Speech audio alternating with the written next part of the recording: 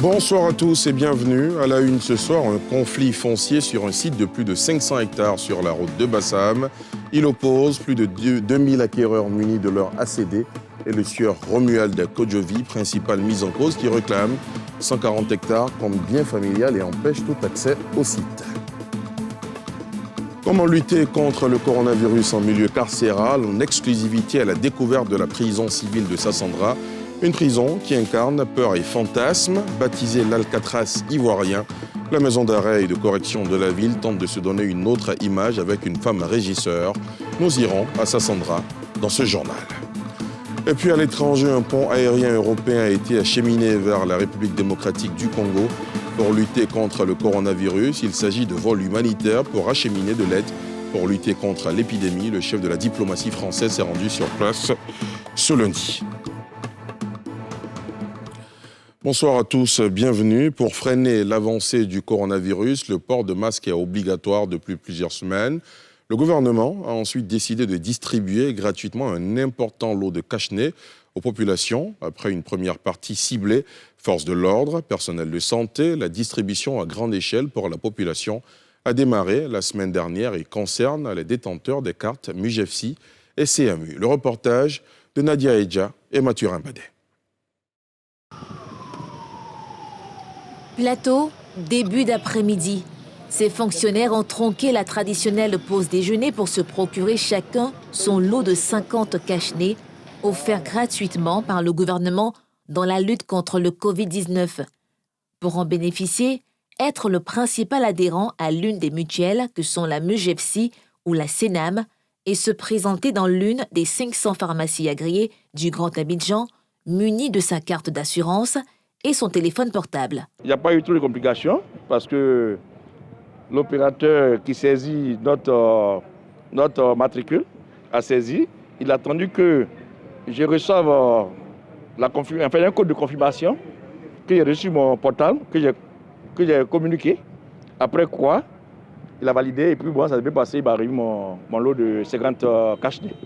Si la plupart ont pu repartir avec leur cache-nez, ce fonctionnaire peine à recevoir son kit en raison d'un problème lié à la connexion du réseau mobile. Ici, le souci, c'est le fait qu'ils ont déjà enregistré votre numéro. Si le numéro est déjà enregistré, déjà ici dans la plateforme, on ne peut pas changer. Évidemment, il y a des problèmes de réseau. Il y a des opérateurs mobiles dont le réseau ne fonctionne pas. C'est-à-dire que quand on flash, il faut que la CENAM ou la MUGEFSI vous envoie un numéro de validation. Malheureusement, parfois, le réseau n'est pas bon, donc les adhérents ne peuvent pas avoir leur carte. Mais ceux-là, ce sont des cas presque exceptionnels. On leur demande de repartir à la MUGEFSI ou à la CENAM ou alors de revenir le lendemain. Malgré tout, la distribution de ces cache-nez gratuits suscite un engouement au sein de la population, entraînant même des pénuries dans bon nombre de pharmacies. Nous avons reçu un premier lot dans le 28 mai. Et on avait reçu un lot de 8. La distribution a pris fin le 2 juin. Nous avons reçu un autre lot aujourd'hui, le 8 juin. La distribution s'est pris fin. Ce matin, j'étais occupé par le boulot. Donc ce matin, j'ai eu un bout de temps entre midi et 2. Malheureusement, j'arrive à midi, on me dit qu'il n'y a plus de cache-nez. Donc certainement demain, il faut être plus tôt, passer par là avant de commencer le travail. J'ai fait le tour de 3 à 4 pharmacies. Je n'ai pas perdu espoir. J'ai dit bon, je vais me renseigner encore dans une dernière pharmacie. Et c'est la 4e pharmacie dans laquelle je suis allé. Ils m'ont dit de venir ici. Pour le directeur de cette officine, tout est mis en œuvre pour assurer la transparence dans la répartition des kits aux potentiels bénéficiaires. Chaque bénéficiaire a droit à 50 masques par mois. Si vous avez pris des masques dans notre pharmacie et que vous allez dans une autre pharmacie pour réclamer, le système sera bloqué parce qu'il va vous dire que vous avez déjà reçu votre masque. De même que si vous avez une carte MUGEFSI sur laquelle vous avez retiré votre masque, si vous prenez une carte CENAM, comme c'est par matricule, vous ne pouvez plus accéder à une deuxième dotation de masques. Et nous, en tant qu'officinaux, nous avons le droit de faire un compte rendu aux grossistes. Si nous avons reçu 200 masques, nous devons dire aux grossistes, en cas de contrôle, que ces 2 masques montrent la liste de distribution de ces 200 masques. Notons que la distribution gratuite de cache-nez à la population du Grand Abidjan a débuté depuis le 29 mai dernier.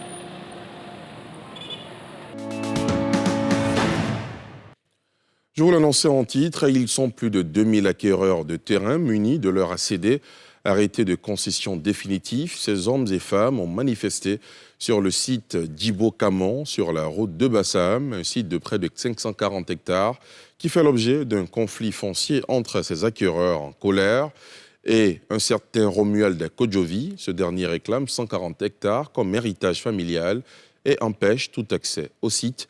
Les détails de cette affaire avec Pierre Dipomelin et Fulgence Kissioudou. Pancartes et documents administratifs en main, ces acquéreurs sont passés de la frustration à la colère. Ils ne peuvent accéder à leurs biens malgré des ACD dûment signés par le ministre de la Construction depuis plus de 2 ans. L'ACD, arrêté de concession définitif, est pourtant le document final après un long processus d'acquisition d'une portion de terre. J'ai accompli toutes les formalités. Avant les formalités, je suis allée au ministère de la Construction pour vérifier que le site est approuvé. Et après, il y a eu un bornage contradictoire pour venir vérifier bien que les bornes sont correctes. Après toutes ces formalités, je suis allée payer encore des droits et j'ai obtenu mon ACD. Et j'ai commencé même à payer des impôts fonciers pendant 2 ans. Et brusquement, j'apprends qu'il y a un contentieux sur ce terrain. Et quel est ce contentieux? Quelqu'un qui dit que son père a des plantations, avait des plantations sur ce site. Au jour d'aujourd'hui, je ne peux pas laisser cette parcelle-là. Je serai agressé, je serai insulté. Et si je persiste, c'est mon corps qu'on va trouver là. Tout comme ma situation, celle de toutes ces personnes que vous voyez, et par-delà ces personnes, plus de 2000 personnes, sans compter ceux qui ont leur dossier en traitement. C'est-à-dire que leur titre est déjà créé, il ne reste qu'à aller retirer leurs documents administratifs qui leur confèrent toute la qualité sur leurs biens respectifs. Organisés en association, ces acquéreurs donnent de la voix, mais ne trouvent pas selon eux une oreille attentive. Et l'intervention du ministre Nabagné Koné face au Sénat la semaine dernière n'a pas non plus rassuré. Pour eux, le ministre n'est pas bien informé de la situation. Ils souhaitent le rencontrer. Quand le ministre dit, s'agissant du dossier d'Ibo-Camon, du site d'Ibo-Camon, qui a fait l'objet d'annulation, c'est dû au fait qu'il n'y a pas eu enquête Komodo et un Komodo. Nous sommes étonnés, nous acquéreurs, quand on entend ces genres de propos du ministre. Nous nous sommes rendus compte qu'en réalité, notre ministre n'a pas une bonne connaissance du dossier d'Ibo-Camon. Parce qu'en réalité, ce site que vous voyez là, c'est un site qui était une forêt classée de l'État de Côte d'Ivoire, donc patrimoine de l'État. Et après a été déclassé, après une enquête administrative mise à la disposition de 5 villages, dont le village d'Abouabou. Donc, un bien de l'État, il donne à qui il veut. Et c'est ce qui a été fait. Donc, on n'a pas besoin d'enquête Komodo et Komodo. Nous sommes étonnés de la réponse du ministre. Le gouvernement doit nous dire s'il décide quel est le sort de ces personnes. Est-ce qu'ils vont dédommager ces personnes au prix que les terres valent aujourd'hui? Parce que ça pourrait peut-être être une solution. Voilà, si on nous dédommage dans ce sens-là, je pense que les acquéreurs pourraient dire « Ok, le gouvernement nous a entendus », mais il faut qu'une personne soit un vrai arbitre de cette bataille juridique et sur le terrain. Le nœud gordien de ce conflit, c'est ce messieurs, Romuald Kodjovi. Il nous conduit sur le site. Document à l'appui, il annonce qu'il a fait annuler le lotissement de ce site, qui est un bien familial, par la Chambre administrative de la Cour suprême en 2017. Il réclame 140 hectares sur les 540 lotis en 2013. Pour lui, ces ACD sont de nul effet. La Cour suprême a accordé notre demande en annulant purement et simplement ce lotissement. Le village d'Ababou, ça lui a été signifié en bonne et due forme. Lorsque nous avons signifié la décision, ils sont partis en tierce opposition. En tierce opposition, par le chef Aboya Nangui Emmanuel, il a été débouté. Ça, c'est la deuxième décision de la Cour suprême. La troisième décision, elle est là. Les ACD n'existent plus. Parce que la Cour suprême même ne parle même plus de ce dossier. La décision, elle est là. Alors, nous sommes sur notre plantation. Notre père nous a laissé 140 hectares ici. Nous sommes dessus. Et nous ne voulons pas que quelqu'un vienne nous emmerder. Voilà, sinon toutes les décisions sont là, on peut vous laisser des copies. Après l'annulation du lotissement, Kodjovi a introduit une demande d'approbation. En attendant, il fait surveiller ses 140 hectares jour et nuit. Dans cette impasse, plusieurs questions restent pendantes. Que vaut la signature du ministre de la Construction de l'époque, Mamadou Sanogo, sur ses arrêtés de concession définitifs? À qui la faute? Quelle solution pour ces acquéreurs, dont certains ont investi toutes leurs économies et d'autres des prêts bancaires? La suite de ce feuilleton nous le dira. On en vient au traditionnel décompte sur la situation du Covid-19 en Côte d'Ivoire. 142 nouveaux cas enregistrés ce jour, 51 guéris et 2 décès. Vous pouvez le voir sur ce graphique. À ce jour, la Côte d'Ivoire compte 3 881 cas confirmés, dont 1869 guéris, 38 décès et 1974 cas actifs. Comment lutter contre le coronavirus en milieu carcéral? En exclusivité, le cas de la prison civile de Sassandra, à 269 km d'Abidjan, une prison qui incarne peur et fantasme, baptisée l'Alcatraz ivoirien, la maison d'arrêt et de correction de la ville, pour des similitudes qu'on lui prête avec l'ex-redoutable pénitencier américain construit sur l'île de San Francisco, tente de se donner depuis peu une image avec une femme régisseur. Entre touche maternelle et rigueur, la chef des lieux et ses hommes font front au coronavirus. Un reportage exclusif de nos envoyés spéciaux, Thiemé Dandje, Mathurin Badé.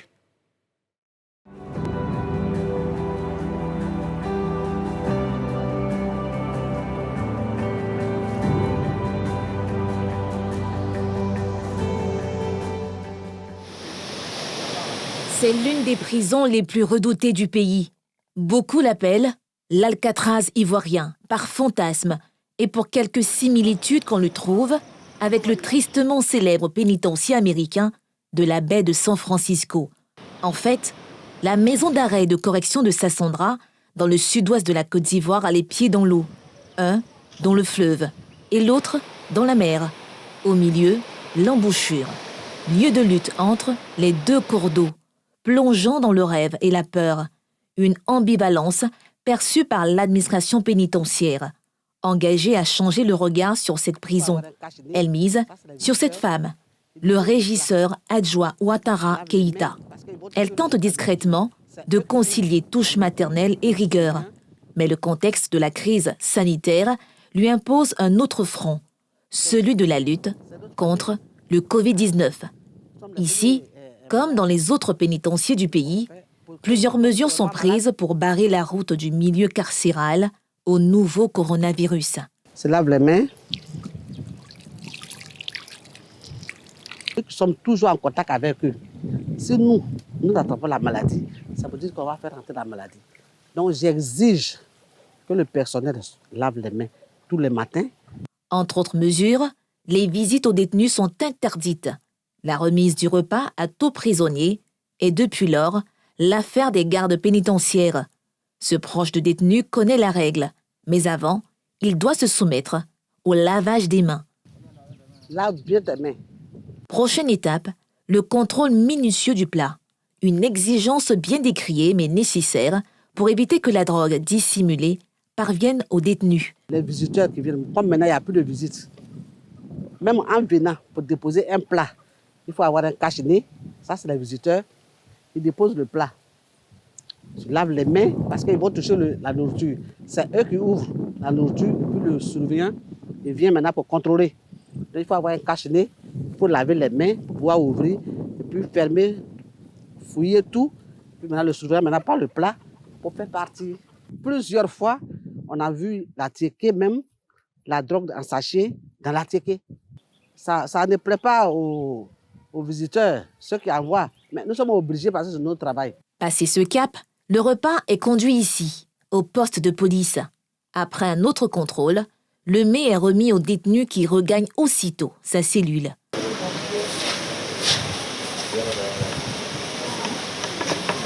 Sur le même site, un dispositif de lavage des mains est déployé pour les déferments. Une fois cette étape franchie, les nouveaux détenus sont conduits à l'infirmerie. Comme l'infirmier n'est pas là-bas, il ne sait pas si les mains ont été lavées. Donc, pour se rassurer que les mains ont été réellement lavées, C'est pour ça que lui, il a son seau d'eau ici. Il est fait laver encore les mains. Là, au moins, lui-même, il est là. Il est rassuré que les mains sont lavées. Là, ils sont mis en quarantaine. L'administration pénitentiaire veut ainsi écarter tout risque de contamination au Covid-19 du personnel et des autres détenus. Les nouveaux déférés arrivent au niveau du poste de contrôle. Et après le contrôle, on les conduit automatiquement à l'infirmerie. Et arrivé au niveau de mon dispositif de lavage des mains, je demande à ce que tout le monde lave les mains avant d'entrer dans la salle. Et lorsqu'ils arrivent à la salle, puisque c'est un enregistrement, on fait d'abord le flashing, après le tri, je prends les constantes qui restent, à savoir la pesée et la taille. Dans un premier temps, avec la fièvre, on fait d'abord un TDR pour voir s'il n'y a pas un palu en dessous avant le déferrement. Si je fais le TDR que c'est négatif, je me dis qu'il y a quelque chose. On les met en quarantaine. Une mise en observation pour éviter que le détenu nouvellement arrivé n'aille pas contaminer les autres détenus et le personnel soignant et le personnel même de la maison d'arrêt. Lieu de promiscuité, la situation du milieu carcéral face à la pandémie préoccupe. Le régisseur se veut rassurant. Le comité de veille contre le Covid-19 qu'elle préside est déterminé à exécuter les directives du garde des Sceaux en la matière. Mes hommes et moi, nous sommes déterminés à lutter pour que le coronavirus ne rentre pas au sein de la prison. La prison de Sassandra compte en son sein plus de 400 détenus, soit le double de sa capacité d'accueil de 200 pensionnaires. Raison de plus pour le régisseur et ses hommes d'accroître la vigilance dans ce pénitencier construit en remplacement de la prison coloniale des années 1900, taxée d'être un camp de torture des indigènes. Ce site historique aujourd'hui est en ruine, tout comme la résidence du gouverneur Engoulevent. La crise sanitaire due au Covid-19 a fortement impacté l'économie nationale, des secteurs aussi insoupçonnés que celui de la vente et la réparation de téléphones mobiles et ordinateurs portables sont presque à l'arrêt, en cause les difficultés d'approvisionnement en marchandises et en pièces de réchange. Yeli Traoré, Fulgence Kissiedo. Trècheville, boulevard Valéry Giscard d'Estaing, marché de téléphonie mobile. Ici, la crise sanitaire est durement ressentie par les vendeurs de téléphones portables. Depuis les mesures prises par les autorités pour empêcher la propagation du Covid-19, les vitrines des magasins sont dégarnies et les activités tournent au ralenti. La crise du coronavirus n'a pas été quelque chose de très positif sur nos activités, vu que les avions ne pouvaient plus décoller, on ne pouvait plus avoir de ravitaillement au niveau des marchandises et tout et tout. Donc ça fait qu'il y a eu une flambée des prix au niveau des téléphones. Des téléphones que par exemple vous pouvez avoir à soit 80 000 se sont retrouvés à 110 000, 120 000. Voilà. Actuellement, il y a certaines commandes que nous n'arrivons pas à faire venir de la Chine, vu que les vols sont bloqués et autres. Scénario identique chez ces réparateurs de téléphones et tablettes portables à Adjamé, Liberté. Dans ce magasin, les clients arrivent au compte-gouttes. L'impact qu'on a sur notre activité, c'est l'approvisionnement des pièces. Parce que les gens ne voyagent pas. On est obligé de commander par DHL. Et quand c'est comme ça, ça met du temps et puis le prix est coûteux. Ça fait que vraiment les prix sont exorbitants quand on dit les différents prix aux clients par rapport à avant la crise. Les chiffres d'affaires ont baissé. Parce que, d'abord, les clients, ils n'ont pas assez d'argent parce que c'est cher, ça c'est un. De deux, on n'a pas de pièces de rechange à science tenante qui fait que ça prend du temps. Effectivement, ça joue sur notre activité. Adjamé Mirador, secteur des revendeurs et réparateurs d'ordinateurs portables. Même récrimination face aux conséquences de la pandémie. Depuis la crise, on constate que les commandes que nous faisons sur la Chine ne rentrent pas correctement en Côte d'Ivoire. Voilà. Pas plus tard qu'aujourd'hui, même je devais recevoir des pièces, mais je n'ai pas encore reçu. Voilà. Ça fait que c'est encore plus compliqué et puis c'est devenu encore plus cher. La pandémie de Covid-19 a provoqué un bouleversement sans précédent de l'économie et du commerce. Aucun secteur d'activité ne semble y échapper. Ce phénomène est davantage plus amplifié dans les secteurs comme la revente et la réparation d'équipements électroniques, étant entendu que la plupart des acteurs de ce secteur évoluent dans l'informel. Aujourd'hui, 8 juin, est célébrée la Journée mondiale de l'océan. L'objectif est de sensibiliser la communauté sur la place fondamentale que les océans occupent dans l'écosystème et la biosphère. L'événement a été commémoré ici à Grand-Bassam en Côte d'Ivoire. Volontaires, soldats de la brigade de salubrité, appuyés par la mairie et les opérateurs de l'hôtellerie, se sont déployés pour assainir 15 km de plage. On retrouve Thiemé Danger et Harouna Zeba. Plage de Grand-Bassam. Il est 7 heures. Des tas d'immondices jonchent le sol. 3 heures après, voici le nouveau visage que présente le littoral. C'est l'œuvre de ces bénévoles de la salubrité des lieux. Dans une ambiance bon enfant, ils s'attellent à entretenir la beauté des plages de la ville et la santé de son océan.